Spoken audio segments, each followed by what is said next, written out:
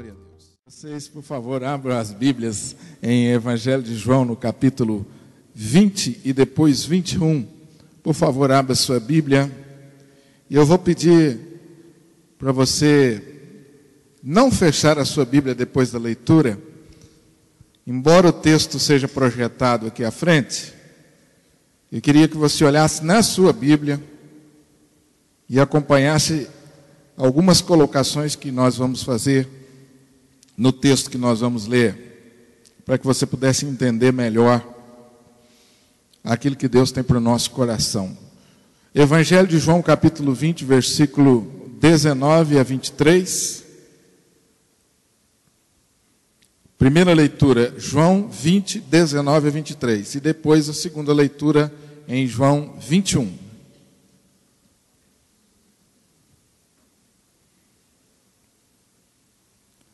Ao cair da tarde daquele dia, o primeiro dia da semana, trancadas as portas da casa onde estavam os discípulos, com medo dos judeus, veio Jesus, pôs-se no meio e disse-lhes: paz seja convosco. E dizendo isso, lhes mostrou as mãos e o lado. Alegraram-se, portanto, os discípulos ao verem o Senhor. Disse-lhes, pois, Jesus outra vez: paz seja convosco, assim como o Pai me enviou, eu também vos envio.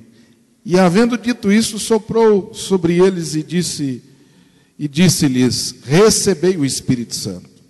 Se de alguns perdoardes os pecados, são-lhes perdoados, e lhes retiverdes, são retidos. Agora, capítulo 21. Depois disso, tornou Jesus a manifestar-se aos discípulos junto do mar de Tiberíades, e foi assim que ele se manifestou. Eu quero que você perceba aí no capítulo 21, a seguinte expressão: depois disso, tornou Jesus a manifestar-se aos discípulos. Você pode repetir comigo? Depois disso? Depois disso, tornou Jesus a manifestar-se aos discípulos. Tornou Jesus a manifestar-se aos discípulos. Em outras palavras, ele manifestou-se novamente aos discípulos. Quando é preciso que Jesus se manifeste novamente? Quando que é preciso que Jesus se manifeste novamente? O texto, não por acaso, nos traz a informação de que Jesus se manifesta novamente. Isso significa que ele já havia se manifestado antes. E você confirma isso no capítulo 20, versículo 21. Quando Jesus se coloca no meio deles, versículo 19, Jesus pôs-se no meio deles e disse: paz seja convosco. O versículo 21, disse-lhes, pois Jesus outra vez: paz seja convosco, assim como o Pai me enviou, eu também vos envio. Jesus havia se manifestado. E se você for parar para pensar bem, foi um momento marcante, histórico, essa manifestação de Jesus na vida dos discípulos. Porque Jesus havia ressuscitado. Era o primeiro dia da semana. Eles estavam reunidos. Então, você pode imaginar como que os discípulos estavam nesse momento, porque eles haviam seguido a Jesus durante aproximadamente 3 anos, dia e noite seguindo a Jesus, participando da vida de Jesus, Jesus participando da vida deles, percebendo as ações de Jesus, algumas vezes participando delas, vendo Jesus operar milagres assim, realmente extraordinários, vendo as ações de Jesus. De fato, esses discípulos foram impactados com a presença de Jesus, mas Jesus morre. E os discípulos estão aqui de portas trancadas, curtindo a morte de Jesus, pesarosos, porque o mestre morreu. Mas o texto nos diz que Jesus, então, sobrenaturalmente aparece, ele se coloca no meio deles. Jesus dirige-lhes a eles com as seguintes palavras: paz seja convosco. E Jesus então continua aquele momento de sua manifestação a eles, dizendo a eles: paz seja convosco, assim como o Pai me enviou, eu também vos envio. Jesus então sopra sobre eles, eles recebem o Espírito, Jesus concede a eles autoridade. Então é inegável, do ponto de vista da história da salvação, que esse foi um momento extremamente importante, marcante na vida dos discípulos. Mas no capítulo 21, você encontra uma segunda ou uma terceira manifestação marcante de Jesus na vida dos discípulos. É por isso que o texto diz: tornou a Jesus manifestar-se aos discípulos. Quanto que é necessário que Jesus se manifeste novamente em nossas vidas? Quando é necessário que eu e você estejamos desejosos ou busquemos uma manifestação de Jesus na nossa vida? Em primeiro lugar, Jesus precisa se manifestar novamente quando as portas estão trancadas. As portas da igreja de Jesus estavam trancadas. O verso de número 19 nos traz essa informação, que ao cair da tarde daquele dia, o primeiro dia da semana, trancadas as portas da casa onde estavam os discípulos. Eu não sei quantos de vocês já leram esse texto aqui e já perceberam. As portas estavam trancadas. Bom, aí você pode dizer: não, pastor, mas é normal. Não, não é normal. Diante do que havia acontecido, as portas não podiam estar trancadas. Os discípulos representavam a igreja nascente. E nunca foi da vontade de Deus que as portas da igreja estivessem trancadas. O plano de Deus é que as portas da igreja estejam sempre abertas. O verso 19 diz também que os discípulos estavam com medo. Os discípulos estavam inertes, estavam parados, cheios de medo. Medo acerca do que as pessoas poderiam dizer. Quem sabe eles estavam com medo de passar vergonha, porque eles iam encontrar com seus amigos, com familiares, com as pessoas da sua cidade, e eles iam dizer: mas você seguiu a Jesus durante 3 anos, e agora? O que adiantou você seguir a Jesus durante esses 3 anos, deixar pai, deixar mãe, deixar seus negócios, mudar de vida? O que adiantou? A sua esperança foi em vão. Você investiu errado seguindo Jesus. Quem sabe os discípulos não estivessem com medo de serem cobrados. Quem sabe eles não estivessem com vergonha, com medo de se identificarem como seguidores de Jesus. O fato é que o medo paralisa. O medo nos torna pessoas inertes. E era isso que estava acontecendo. O versículo 21 diz que Jesus envia os seus discípulos, assim como o Pai o enviou. Os discípulos não estavam cumprindo a sua missão. Mesmo depois de Jesus ter dito a eles, ter se manifestado a eles, dizendo: Pai, sejam convosco, as portas continuavam trancadas. Olha o versículo 26, por favor, agora. Passados 8 dias, estavam outra vez ali reunidos os seus discípulos e Tomé com eles, estando as portas trancadas. Jesus havia se manifestado, havia comissionado, havia dado autoridade, havia concedido-lhes a paz, mas as portas continuavam trancadas. Dominados pelo medo e também dominados pela incredulidade. Versículo 27, quando Jesus se manifesta, disse Tomé: põe aqui, e logo disse a Tomé Jesus: põe aqui o dedo e vê as minhas mãos. Chega também a mão e põe no meu lado. Não sejas incrédulo, mais crente. Os discípulos estavam com as portas trancadas, eles estavam paralisados de medo, eles não estavam cumprindo a sua missão e eles estavam completamente dominados pela incredulidade.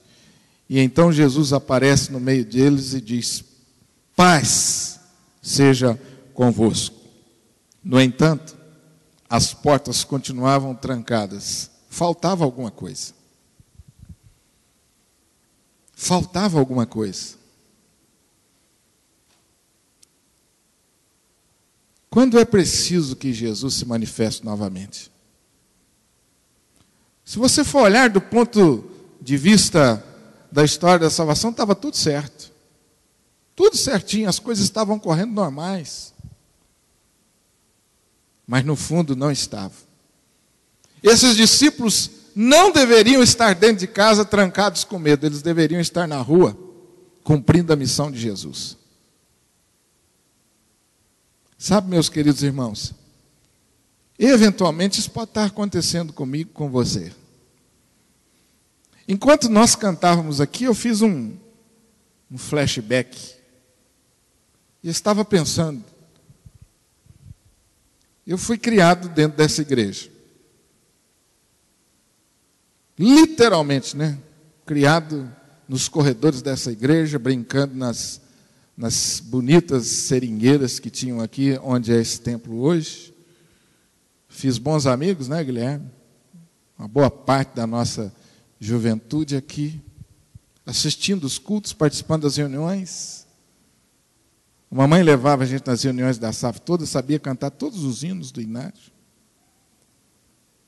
Quando chegou a minha adolescência, eu entrei numa crise, numa juventude. Porque nada na igreja fazia sentido para mim. Começou a ficar chato demais a igreja. Começou a ficar muito cafona, quadrado. Eu me sentia fora do meu ambiente. Parecia que era um estranho. Eu conhecia a palavra de Deus. Eu participava de todas as atividades. Fui presidente da UCP, da UPJ, tudo quanto há, vocês imaginarem.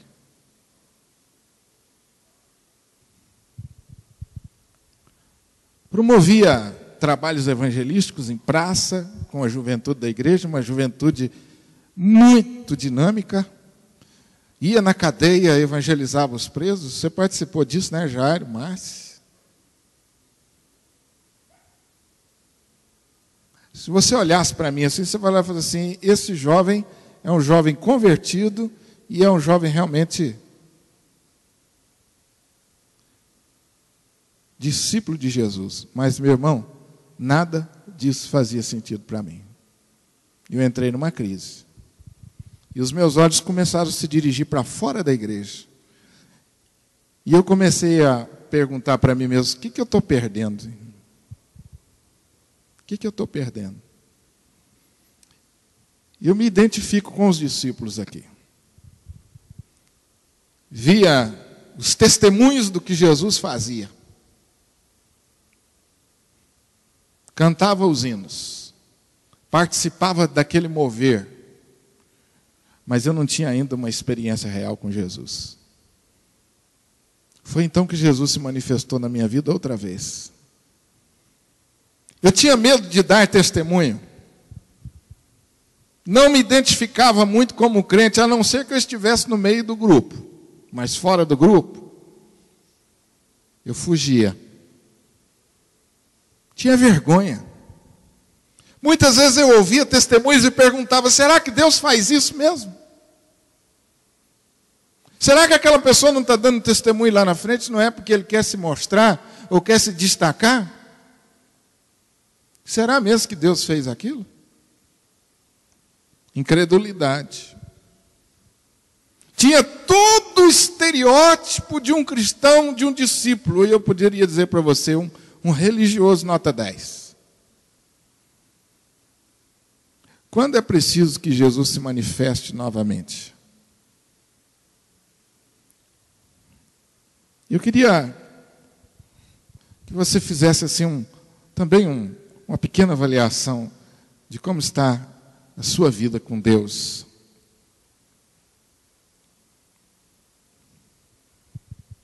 Portas trancadas podem simbolizar boca fechada, sem testemunho, sem evangelização.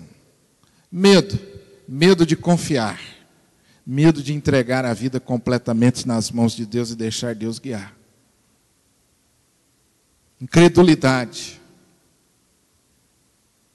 Confiando a minha vida a Deus, mas em parte. Essa era a situação dos discípulos, irmãos. Conviviam com Jesus, seguiam a Jesus, mas faltava alguma coisa.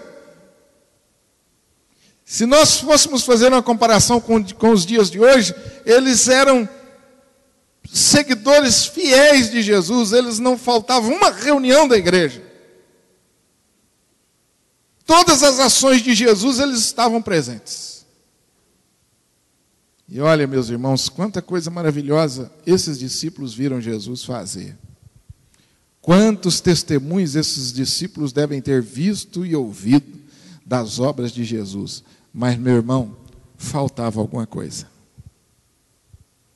Faltava alguma coisa.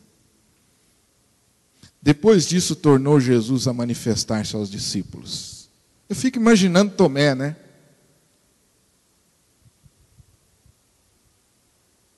Fico imaginando, será que não existe em nossos dias muitos Tomés? E será que muitas vezes nós não identificamos com ele?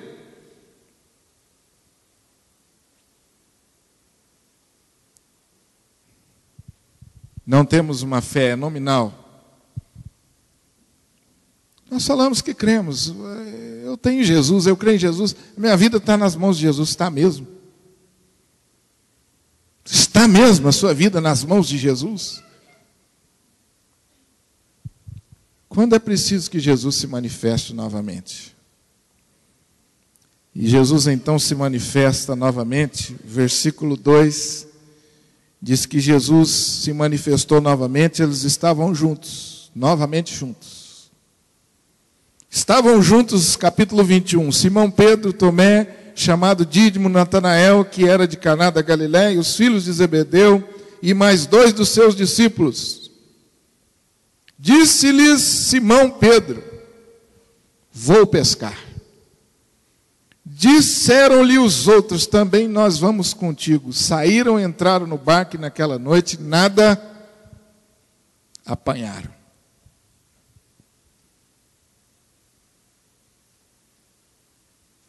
Diante daquela realidade, Pedro se levanta e diz assim: olha, realmente, o investimento que nós fizemos seguindo a Jesus não valeu a pena. Vamos voltar para a nossa vida anterior?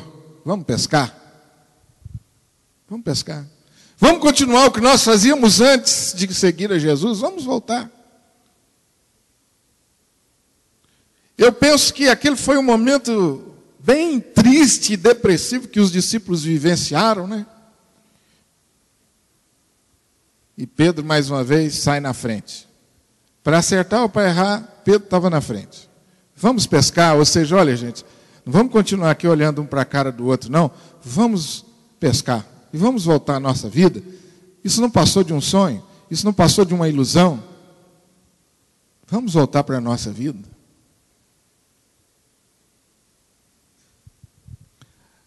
Mas, naquela noite, eles tiveram uma surpresa, né? Nada apanharam. Não conseguiram nenhum resultado do seu esforço.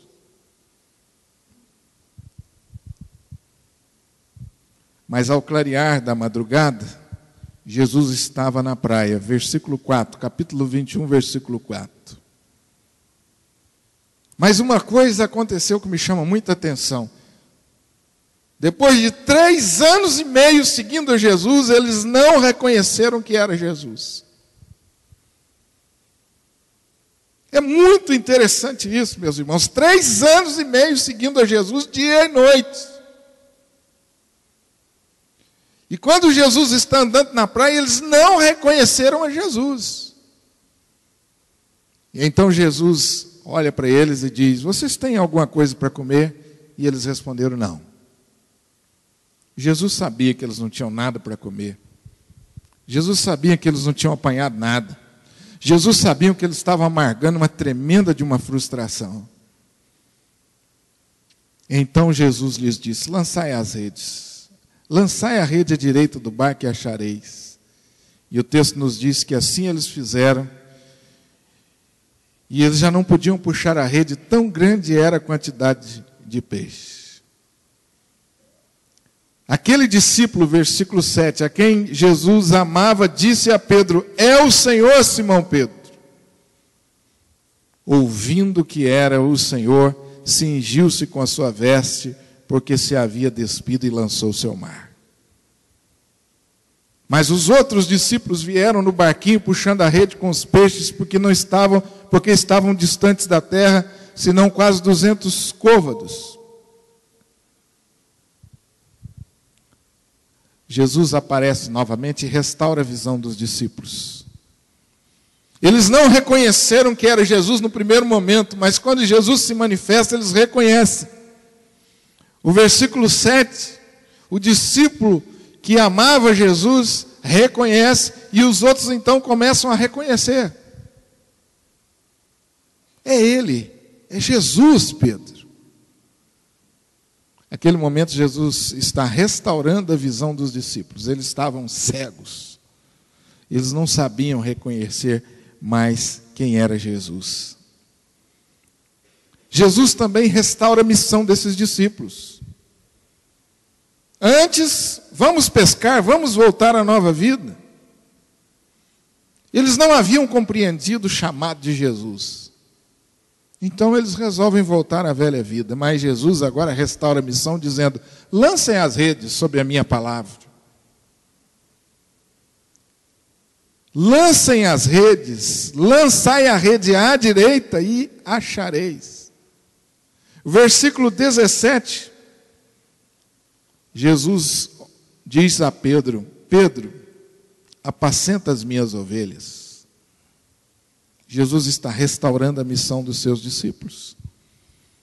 Esses discípulos agora novamente têm motivação, têm entusiasmo. Novamente eles têm direção.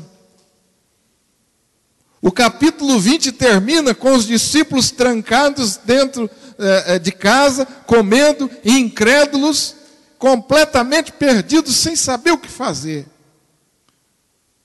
Depois de seguir Jesus 3 anos e meio. Mas quando Jesus se manifesta novamente, esses discípulos têm a sua visão restaurada. Eles voltam a enxergar a Jesus. Eles voltam a obedecer a Jesus.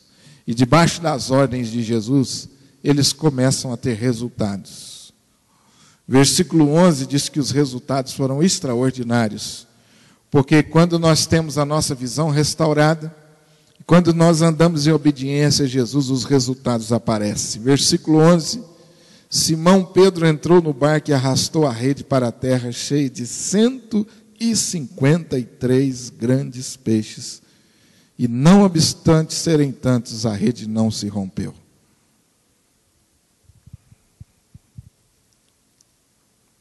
Quando é necessário que Jesus se manifeste novamente? Eu queria perguntar a você: como que está a sua rede? Quantos peixes tem na sua rede? Qual o resultado dos seus esforços? Como que está o seu entusiasmo em seguir a Jesus?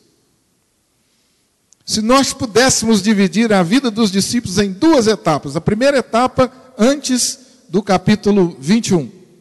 A primeira aparição de Jesus. Na segunda etapa, o capítulo 21. Uma nova aparição de Jesus, uma nova manifestação. Com qual dessas 2 etapas você identifica a sua vida agora?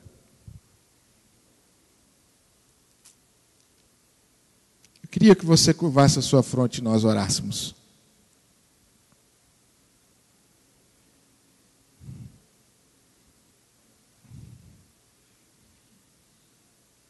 Quem sabe você,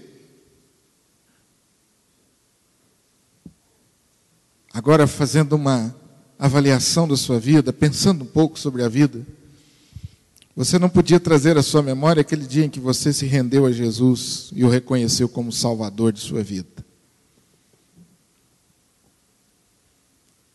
Mas depois disso, o que aconteceu? As portas estão trancadas. Você está cheio de ânimo, de coragem, de ousadia, ou você está com medo? Medo de assumir a sua identidade como cristão. Você está cheio de confiança e ousadia, ou você está dominado pela incredulidade? Você está com medo do futuro, com medo de continuar confiando em Deus e se decepcionar. Depois disso, tornou Jesus a manifestar-se aos discípulos. Quem sabe, meu querido irmão, não é necessário que você peça essa noite: Deus, se manifesta na minha vida mais uma vez.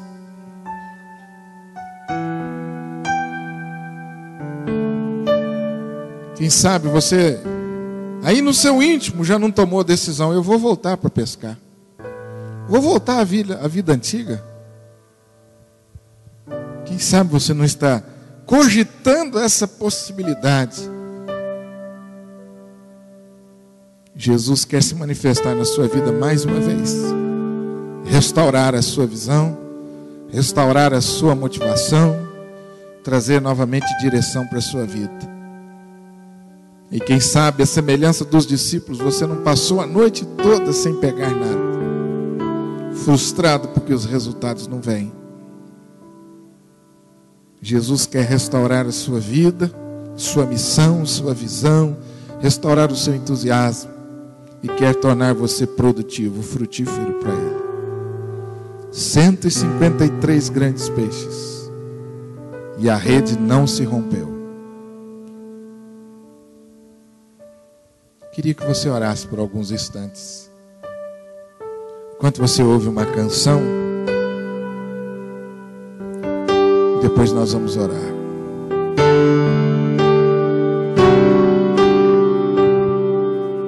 Sempre ouvi falar do teu amor, sempre acreditei que tu poderias, meu Senhor, me dar futuro, me dar paz, me dar amor, encher o meu espírito, transbordar em meio à dor. Mas em certos momentos precisei sentir tua manifestação, a manifestação do teu amor, do teu cuidado, do teu amor, da tua glória, para que eu pudesse continuar a acreditar, a prosseguir, seguindo como um discípulo amado que ama e sempre refaz os passos segundo a tua vontade. Por isso manifesta, Senhor, o teu amor, a tua glória, e me faz ir além, me faz enxergar além, me faz ir mais além, eleva o meu coração ao centro da tua vontade, ao centro da tua vontade, meu Senhor.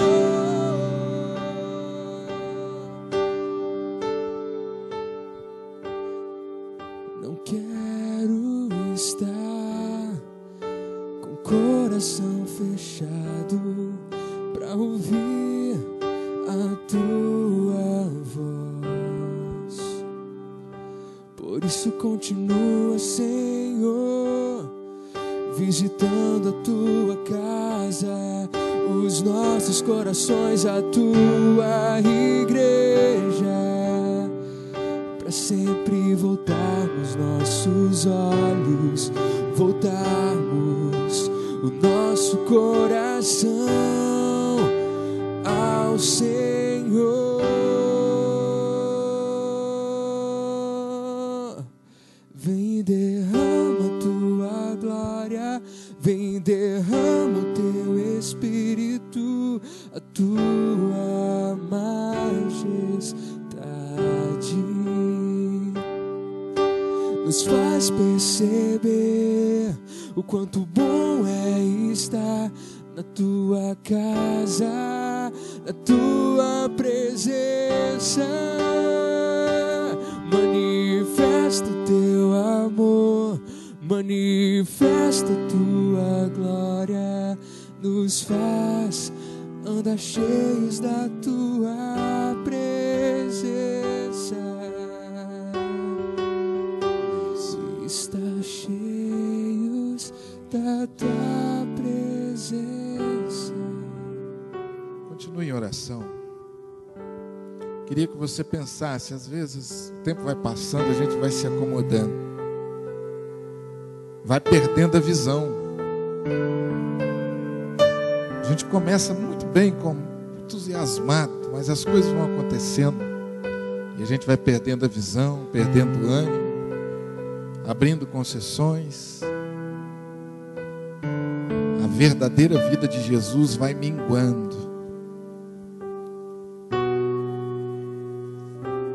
E nós fechamos os nossos lábios, nos tornamos medrosos,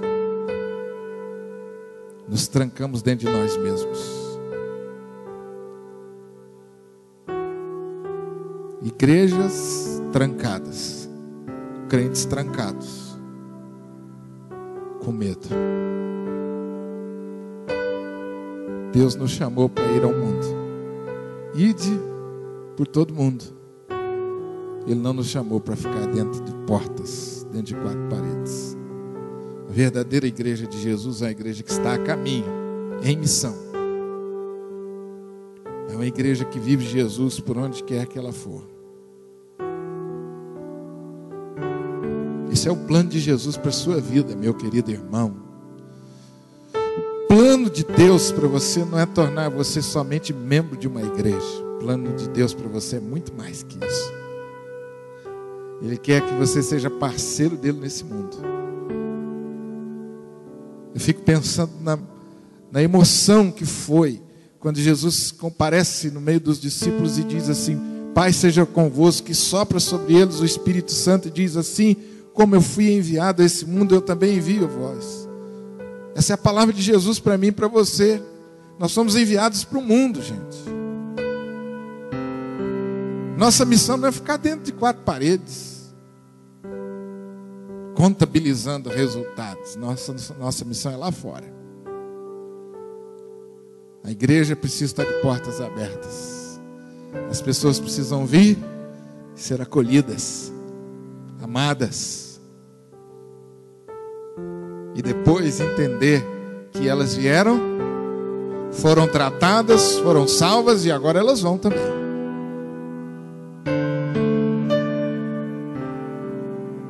Eu não sei qual é a visão que você tem da vida cristã, qual a visão que você tem de Jesus. Foi muito bom seguir a Jesus enquanto ele estava fazendo milagres. Mas a partir do momento que Jesus disse assim: agora é com vocês, a coisa mudou de figura, né? Mas meu irmão, não tenha medo não.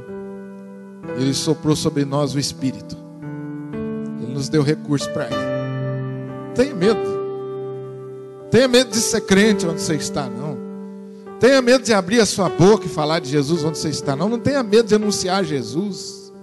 Não tenha medo de confiar a sua vida nas mãos de Deus. Mas não confie com medidas. entregue a sua vida completamente, deixa Deus fazer a obra.